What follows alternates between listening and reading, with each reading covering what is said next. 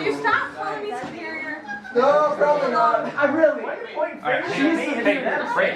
Sit. I need a pencil. I need that. Will you?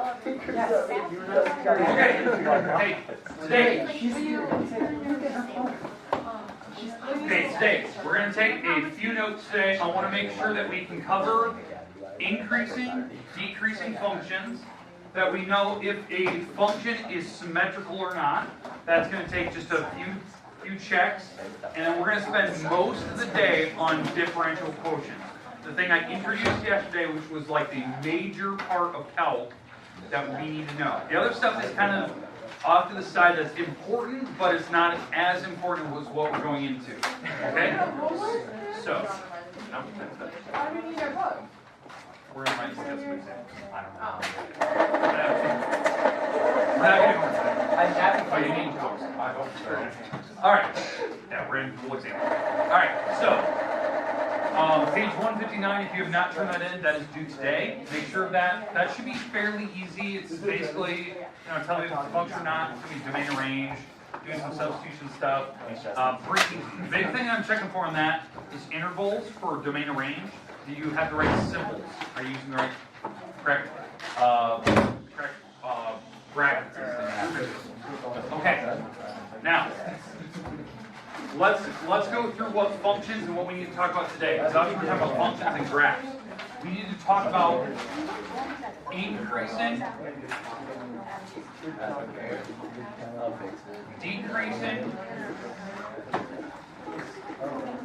Yeah, let's have all the conversations here.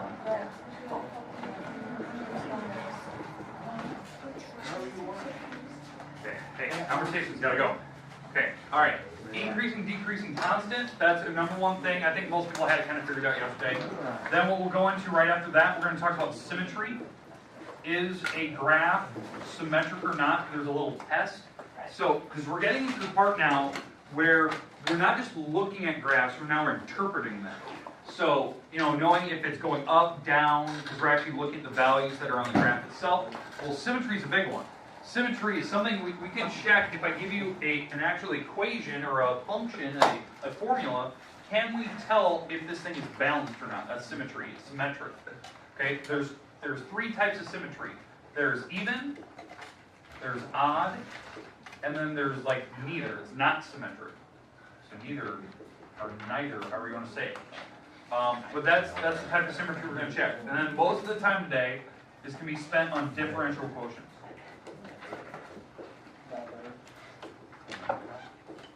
Differential quotient is what we did yesterday. I'm going to try to pull some problems from the book today. That's why I had you guys some of you have your books. Because I'm going to want different problems right out of the book, so I'm not making them up, so they're not like super difficult. But we need to see what the homework will expect to be able to handle. Okay? Alright. We understand what we're doing today. Okay, let's go right into this. Let's jump in. I want to give us a graph. Let's start with even versus odds versus neither. Or neither, increasing, decreasing, or constant. All right, here we go. So let's say my function is doing this. It's going up to here, that looks good. It's going across, and then it's going down to here. Okay. We have an arrow. All right. So this is my function. Somehow, it's whatever it is. This is what we're putting together. I want to know what the actual increasing, decreasing, constant intervals are. So this is the big thing. We're looking for intervals. So what we're looking at here is what I expect people to write is interval notation. There's two types of interval notation. There's this one, which I'm going to show you here in a minute, which uses brackets and parentheses and stuff. And then the other one is called set builder, where set builder notation is where you do something like this. Like you're going to define x, and then you're putting x's in between 3 and 1, and it can include it or not. I don't like set builder. It's not as easy. It takes way too many things to write. You have to have all the symbols correct. I don't like it. It's too much. It's a lot easier if we just deal with interval notation. This is the one I prefer. It's the one that you use in Calc 1, Calc 2, Calc 3. Okay, if you don't know the differences between calcs, Calc 1 is all about differential quotients. It's like, that's what it is, derivatives, which is basically a fancy term for slope or instantaneous rate of change. Calc 2 is about integration, areas under curved bodies. So like you have a curve, you're trying to find the area underneath it. And then Calc 3 is all about multivariable calculus. So problems that have two variables in them and you're still doing integration and derivatives. What? Isn't there more than 3 calcs? Yeah, there's more. There's advanced calculus, which is 4, and there's differential equations and all this good stuff. All right, but anyway, talk about interval notation about the 3 parts. So we're going to talk about increasing first. So at any point on this graph, as we go from left to right, so that's what you have to think about, left to right. I'll spell right correctly, I'll put a T on it today. All right, I want to know, is this thing, as I go from left to right, is it going up? And this is really weird when you look at this graph, that's why I put it here. As I go from left to right, is this graph going this direction at some point? Certainly. Yes, and this is a weird thing. Even though this thing has an arrow, as I go left to right, it is actually climbing. Even though the arrow is pointing this way, it is actually going up as I go this direction. Okay, so it's going up till this point right here. This is the spot where it stops climbing and then it levels off. So this area right here, for the x numbers, again, I'm looking at x numbers, I'm always looking at domain. That's the interval on where we're increasing from over here all the way up to this number. So how do I write that for the notation? Well, this direction is towards the direction of negative infinity. And notice the symbol I use here. Negative infinity is not a number, so we can't use a bracket there. And then it climbs up until this point right here. Now, here's the problem. I know there's a solid dot there. I know it, and it stops here. That's where it stops climbing. But they share. But they share it. It's So shared the between the constant and Oh, she has a the increasing. So we're going to have to use a parenthesis again. And what is this x number? Negative 3. That's the number we're going to put in there. That is the interval where we're increasing. Since it's being shared, we're not allowed to put a bracket there. If there was a gap where maybe it didn't continue, then yeah, if there's a gap here, then yeah, you can put a bracket there. It stopped. But we're sharing it to the next part, so we have to put the parentheses. Does everyone understand that? No. Okay. So let's. What do we need to go through? Are we not understanding where the numbers come from, or are we not understanding the symbols? the parentheses and stuff. Okay. So if it's an infinity, Right. that's not a number. You can't include it. Right. Okay. But here, since this thing was connected to the next part, you're not allowed to include it. You have to put a parenthesis there. The reason why that number is actually shared between constant and increasing. So you can't just, because if you put a bracket there, that means it's only used in that one type. But it was used in both, so we can't include Well, what do you mean by the break then? it. Like if there was a gap. Now you can put a bracket because it's not being shared with anything else. Make sense? Yep. Okay, that was good. Great, good question. All right. So, okay, let's move on. Let's do the constant now. I need a blue marker. All right. So constant function. Okay, so now for constant, same thing. We're going left to right, and we're looking at the interval. Well, it's leveled off. That's what constant means. It's flatlined for this interval. Okay, so it's not going up or down, but we're still looking at x numbers. So what is this x number over here? Negative 3. So, and we're not allowed to include it because, like what we talked about earlier, what Josie asked, it's connected. So it's connected between increasing and the constant, so we're not allowed to share it. So we have to use a parenthesis. And then the other side is also shared. That's why there's another parenthesis on this side. But what number did it go up to? Positive 1. And yes, I do put positive there because I'm showing that I'm on the positive side. Okay, does everyone understand that constant? Now, if there was a gap, like it's not connected, or just like leveled off, there's no parts connected, yeah, you put brackets. But since it's connected, you're not allowed to. And then the last one, now this is the best part. The next one is decreasing. The best. Get ready for this. So decreasing because this graph actually stops. So it went from here to here, and it stopped. There's no arrow. So this one, since that point is being shared for the x, it's decreasing from here left to right, it's decreasing, it's going lower. That means from 1, positive 1, up to this number right here, what is that? 5? And I can actually use a bracket there. The reason why it stopped. Do you need the positive or the Yeah, positive, thank you. Went to positive 5. And it stopped. And that's how you write that. And since it stopped, there's no arrow, it's not being shared, we can actually put a bracket there. You don't do Alright. Alright, are we good? I knew you were going to ask before you even started. Okay, does this make sense now? I'm going to give you another one, just so you can try one on your own. And then we're going to move on, because I think from the kind of looks I'm getting, some people maybe need another one, some people get it, and they just have it. Okay, so let me draw another one here. And let's see if we can do it on our own. And then I'll walk around and I'm going to check what we're doing here. So let's go with... Let's start with share. Let's start with referring to the plural of beer as beer. When do we come back to beer? Every time you're like, I saw a bunch of beers last time. I would swing better. This is my vices. Holy mackerel. Whoa. What Okay. did I learn here? What? So, I'm giving you kind of a piecewise function, it's broken into pieces. So this one, if you're looking at, you will have the option of having a lot more brackets on this one than the last example. The last one had a lot of parentheses everywhere. This one has a lot of brackets because we're not sharing a lot of pieces. Now, there's one part of this one that I want to discuss because of this part right here. That's what I want to talk about, is this weird piece. It's a break. Yeah, say it. Union. It's a union. So we're going to have to add these little pieces together by a union, a little U shape. Okay? All right. I would like you to attempt to see if you can do this. Now, if you don't, I understand because it's very, very different than the last one, but I'm trying to cover all the bases of what we need to cover. So. How do we define the word parentheses?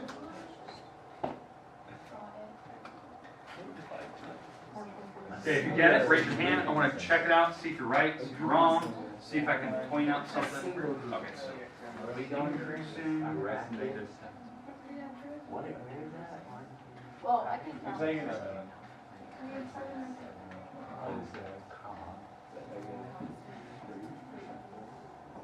Three or four. Isn't it just bracket? It's 4. It is 4.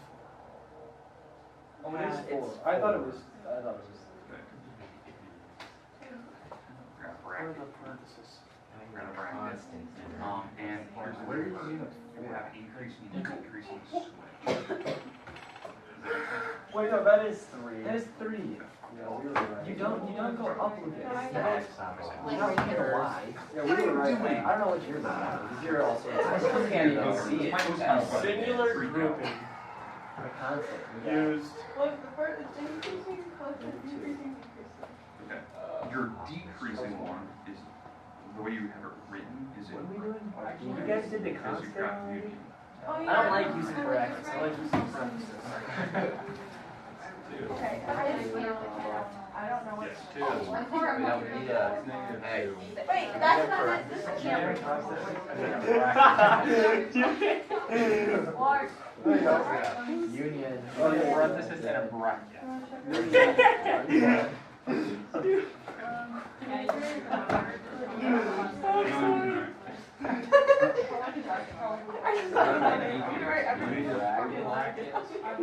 Picture You got a union in between the brackets.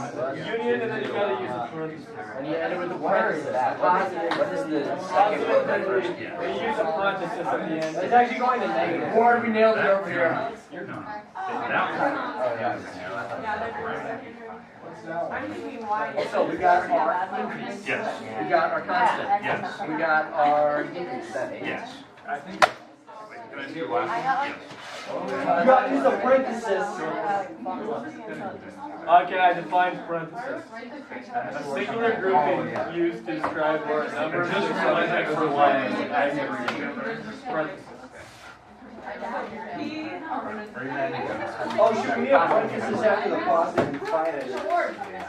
I have a question. We need a parenthesis after the Yeah, positive. we need a parenthesis. Because it does.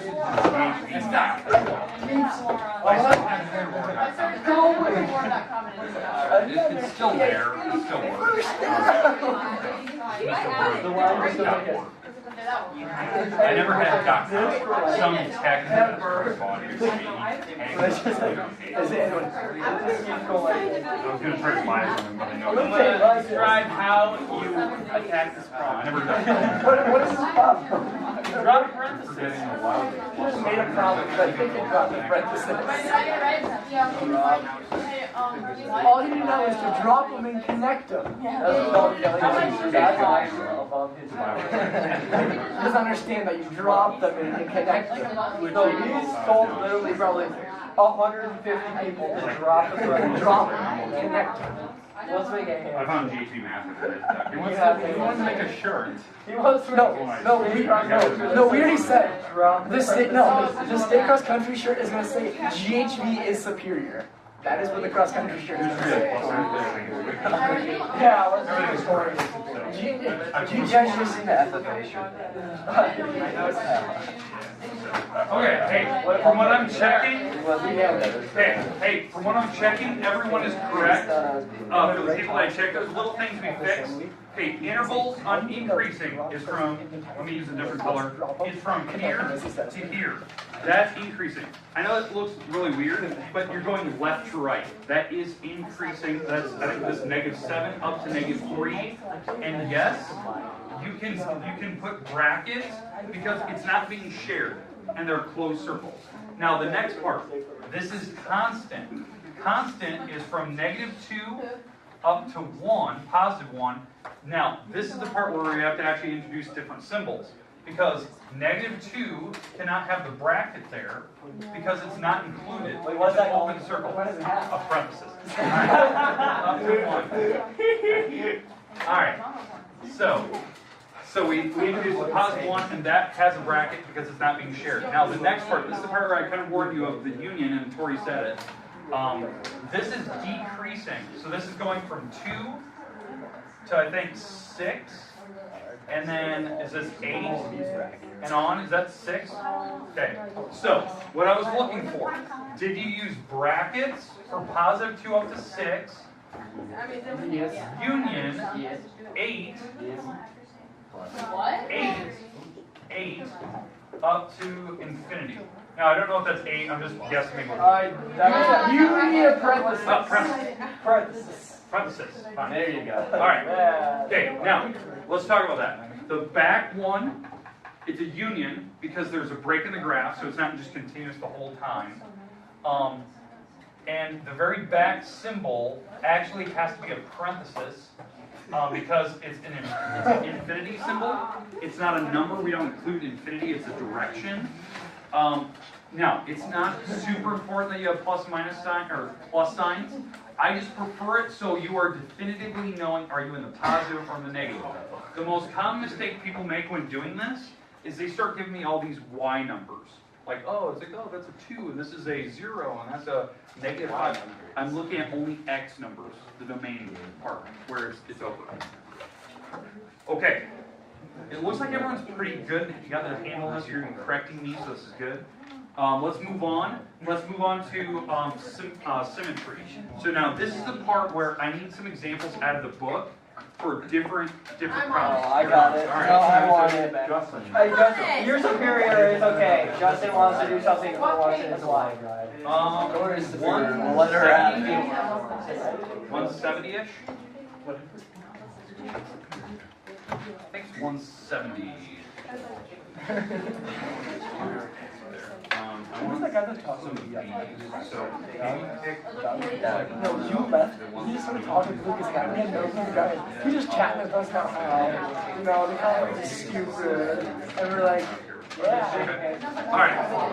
And we had no clue who he was. He just started chatting with us. We're like, okay. All right. Right on your bed. Oh, I can get it. All right, I'm gonna get rid of the graph here. We'll come back to the graph here in a minute. All right. All right, we're gonna come back to this graph here in a second. I just want to make sure that we can understand this next part. Okay, what they're gonna do on this next piece here is they're gonna give me some type of function. It's gonna be some formula. So Tori, give me one. Does anyone you want?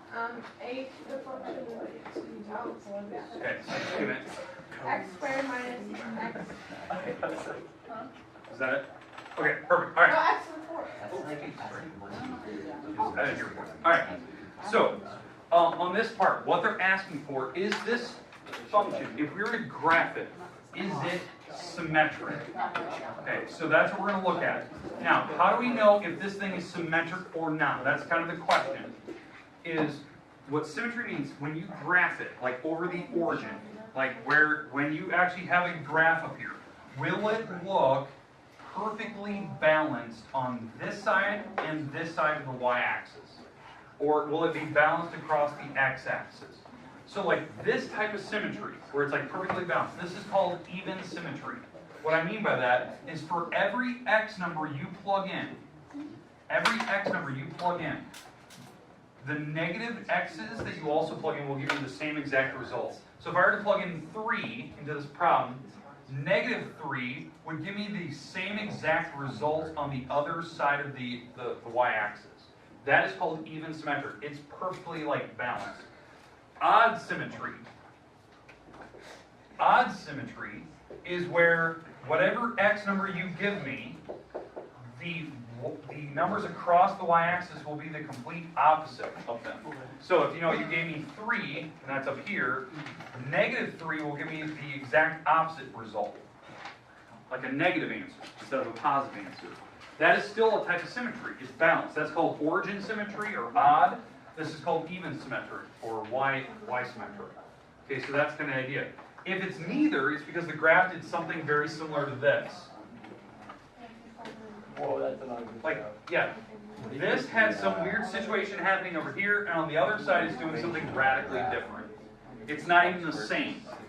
They're different values for the x's. I can look at it in the first few seconds and go, that is definitely not symmetric. They're doing two different things across the y-axis. That's what we're looking at. But most people don't have the luxury or have the time or want to type it into Google. Like, you don't have, well, everyone has smartphones now, but you don't want to take the time to type it in like, is this symmetric or not? There's a check for how we do it.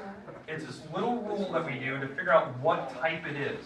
Okay, so here's how it works. Oh my god. So to check for even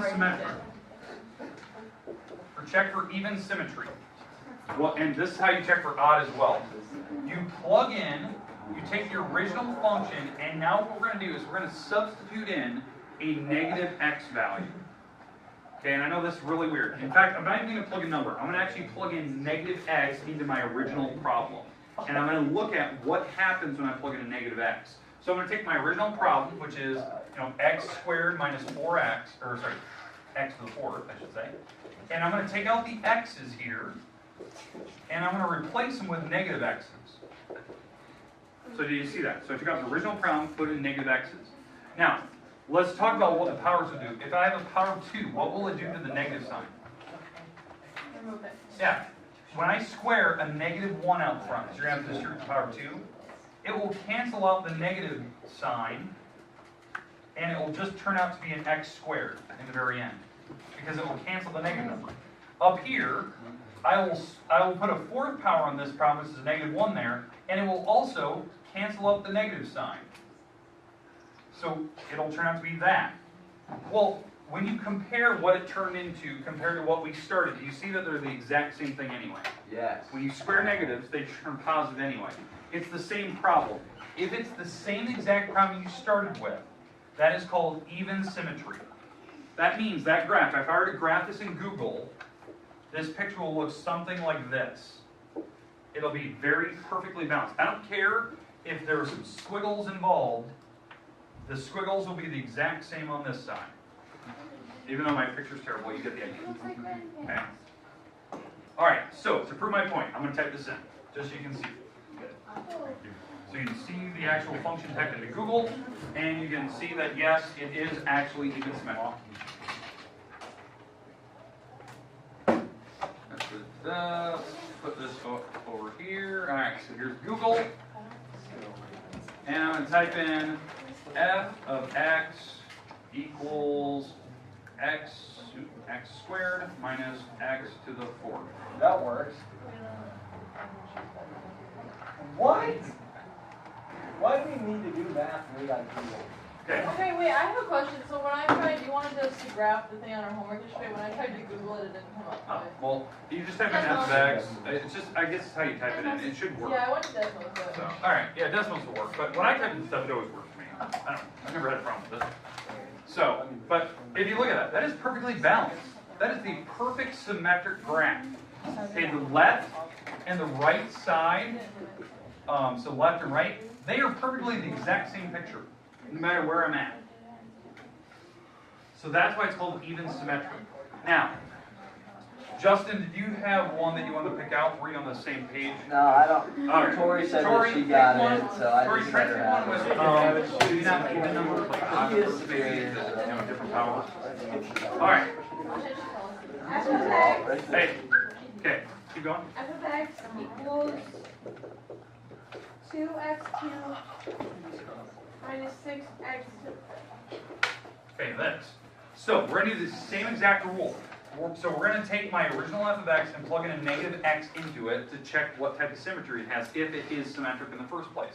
So when I plug the negative x into this problem, so I'm going to take out all the x's, take out all the x's on this problem, and I'm going to plug a negative x into those spots respectively. Okay, so because I took out all the x's, plug negative x in. Okay, when I do the power 3 onto this problem, what happens to the negative sign? It stays there. It stays. So this will be a negative 2x to the 3rd. Because the negative sign will actually say it's an odd power, keeps negative signs. Over here, this is an odd power, so it will keep the negative sign, so the negative sign will pop to the outside and will make this a plus Positive. 6x to the 5th, because it'll be a negative negative. Yeah. Okay? This, what you're looking at right here, is the perfect opposite. It is the perfect opposite of the original thing we started with. It's perfectly opposite. Now, the 2 was positive earlier and the 6 was negative. Now, switch. This is called odd symmetry. This is odd symmetric, or what they call origin symmetric. Odd or origin symmetric, however you want to call that. So when I graph it, that means it's not going to be balanced like this, where it's right and left side. It'll be one here, one in the bottom corner. So if I type this in, hopefully Google will get this right, because from what I hear, some people were having issues yesterday with that. So 2x to the 3rd minus 6x to the 5th. And we look at the graph. All right, so there it is. So when you look at the graphs, right and left side, this side is up here, this side is down here. They're opposites of each other. But it's the same graph. They look identical to each other. It just one's positive, one's negative. And eventually, when this one went negative, this one went positive. So they're complete polar opposites of each other. That is called odd symmetry. Now, what can make this neither, like not symmetric at all, is when they suddenly throw things in that don't work. What I say is that they mix powers. They mix even powers and odd power problems together. So I'm going to make up a problem that would show this. When you have an original function, and this is how you can identify it, you have a problem like this, and they suddenly throw mixed powers together, where one's an odd power and one's an even power. That will make this graph neither. When you look at both sides, they're not going to be perfectly the same image anymore. So let me type this one in just so you can see this. That's Square. wow. Okay. All right. So here you go. Let's see if I can drag this. All right. Perfect. I want to zoom out so you can see this. All right. There. This graph is not symmetrical because as I went, right here's the origin. As I went this way and this way, the graph are not doing the exact same thing. You know, this one was going down. This one did kind of a weird loopy thing. And that didn't happen over on this side, so it's not symmetric. So how I can tell is I just look at the powers. Even powers, odd powers. Even symmetric, odd symmetric. If it's a mixed bag, it's not symmetrical. There you go. Okay, all right, now, Not symmetrical. this type of thing, this problem, you have to look at when you plug in negative x's, this problem is not symmetric either. And you're probably thinking, okay, why isn't it? There's no x here. Yeah, that's x to the 0. Wow. Well, what power is that? Even. That's an even power. 0's even, consider. Okay, 0's even. That's a mixed bag of even and odds. This will not be symmetrical. And you're probably thinking, Ward, when I look at the graph, it looks pretty good. It's not symmetric. The numbers are not exactly the same when you look at it. It's going to be like this. They shifted it up. Or down, actually. But it'll look basically like the same graph again. Wait, will you show it and type it in? Yes. It will not be perfectly symmetrical. It will not be a true opposite. Alright, so let me get rid of the x squared here. Let's put x to 0. Let me zoom out here. Maybe I gotta zoom in so I can see this. It's not perfectly balanced. It's not symmetrical because the values won't work. They don't actually give me correct values. Because here, let me just show you this. It's really hard to see on this graph because you can't pitch it all the way out. When I plug in a negative x into this problem, when I plug a negative x, like that was the rule I was showing you earlier, the odd power will keep the negative sign. And when you look at this problem here, when you look at it, this is not the perfect opposite of what we started with. For it to be an opposite, you'd have to have a plus there. There's no way I could have changed the 6. There's no way I could change the 6. The 6 was going to be negative the whole time, and it didn't change everything. And it wasn't the exact same problem either. You know, the negative sign didn't cancel out. So it's a neither graph. It's not symmetrical. If I could zoom this way and this way at the same time to show you, the numbers are not going to be exactly the same. It'll do something like that where it's not perfectly symmetrical. There's a little tick in the graph that it doesn't work.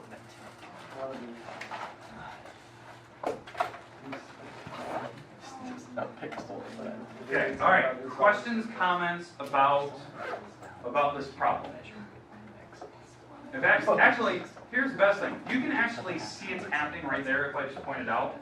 You can actually see that it's not the exact same number. What I mean by this? If I were, I think this number is like 0.8. I think that's that number. At 0.8, so negative 0.8, they're not the same number. If you have like razor good eyesight, this is actually lower than that number. I can tell a little bit. Like, Why it's, don't you zoom out on there? so yeah, so if I zoom out, you'll see it. Like, these numbers are a little bit higher. They're not perfectly the opposites. What I mean by that is that when you go over here, if it was truly odd, this would have been up here somewhere. Like this is negative, that would have been a positive number. Like, they're not perfectly balanced. Maybe that's the best way to show it. So it's definitely not odd. They're not the same, they're not the exact opposite number. You can kind of see if you have really good eyesight. But if I zoom out, you can kind of see these things. Okay, when I'm at -3, or when I'm at round, it's right here in the middle. You can really see it really well in there. You can't really see it here because it's kind of deceiving, where you're looking at like, whoa, they look balanced. It's really not. They're not perfectly opposites. Did you ever reset your What? Did you ever reset your Okay, I did it when you guys were. All right, let's move on. I think even and I think everyone gets it. I'm kind of being into that. Let's move on. I'm kind of doing like this. Just got revived. All right, Tori, I need one last example of differential quotients, please. So it's the bottom of the page, there, right, no, flipping right there. I think those say differential quotients above, correct? Yeah. Okay, here we go. Let's get rid of this. All right, so Tori, give me a differential quotient problem. You can pick one that maybe has squares in it. We didn't see one of these yesterday. F of x equals 2x squared. All right, perfect. Okay, 2x squared. All right. So what we're going to do is we're going to find the differential quotient for this problem. Now, I want to review how this works. This is my last problem today. So I want to talk about the differential quotient. Okay, so that means we have a formula. If you didn't have it written down yesterday, this is it. F of x plus h minus the original f of x, all divided by h. This is one of the first steps in how you find a derivative. This is like the generic formula for it. Now there's other parts of the derivative formula that they'll tell you, but I can explain roughly what this problem will be in the very, very end. I can give you an idea of it. Okay? Okay, I know before I start this problem will be roughly something like this. Some H number. It'll be something like that in the very end. The reason why, you're probably thinking, Ward, how do you know that? Because I learned all the shortcuts that they teach in Calc 1. So in Calc 1, they teach you a bunch of shortcuts for doing differential quotients. Instead of avoiding doing this whole complicated thing, I know the shortcut for it, and that's what they teach you over an entire semester, that there's ways you can do it in your head and get a rough answer for it. Okay? So, how this works, I'm going to take your problem and do this formula to it. So, that means I have to have a fraction. I'm going to have to subtract the original function here, 2x squared. That's going to be in the back. I have to subtract whatever the original thing is. That's what they're saying here. I'm going to have an h on the bottom. And in the front, I have the original function, but now I'm going to put an x plus h in there. So this is a 2x plus h squared. It's the original function with an x plus h in a parenthesis where x was. Does that make sense what they're doing here? I'm substituting. It's like what you did in your homework. You have to do a lot of substitution stuff. This problem is not easy because this part I have to FOIL. So I have to write x plus h times x plus h times 2, and then I'm going to subtract the 2x squared in the back, and then whatever that is, I'm going to divide everything by h's. You know you did this right when I FOIL it out, and all the x items should go away, but I still need to FOIL this correctly just so you can see this. 2x squared, I need to finish this up pretty quick because we're almost out of here in about 4 minutes. So, I'm going to FOIL this out, and then I'll multiply everything by 2 here in a second. So, this is FOILing out this whole mess. X squared, xh, xh, so that's 2xh's, and then h times h is h squared. Okay, so that is FOILing out these two parentheses together, first, second, and last, and now I'm going to have to take everything times 2. So if I do that, here's what I get. I get a 2x squared, a 4xh, a 2h squared minus 2x squared, all over h. So that's distributing this 2 through the parentheses. Distributing the 2 through the parentheses. And that's what I have here. And how you know you did this right, anything that doesn't have an h should go away. So 2x squares are gone, and everything that has h's is left, which is correct. And so now when I finish this problem, so I'm going to come back over here. When I finish that problem, I have a 4x with an h plus 2h squared, and I'm going to divide everything by h. That means I can divide this by h and that by h. And when I do this correctly, what's 4xh divided by h? 4x. What's 2h squared divided by h? 2h. You're taking one away. That's the final answer. Well, when you look at the board over there, that's exactly what I was kind of showing you.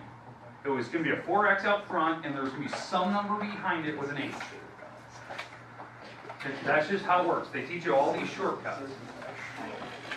Now, what you're thinking, because I know some people are like, okay, well, what do you do? That is the slope of that curve at any moment on the curve. So if I was somewhere down the road, I can tell you exactly the slope at that certain spot, what the line is doing there. We'll look at that more on Monday. Because we were over here solving an equation with names in it. That's simple, guys. Just got times by 5.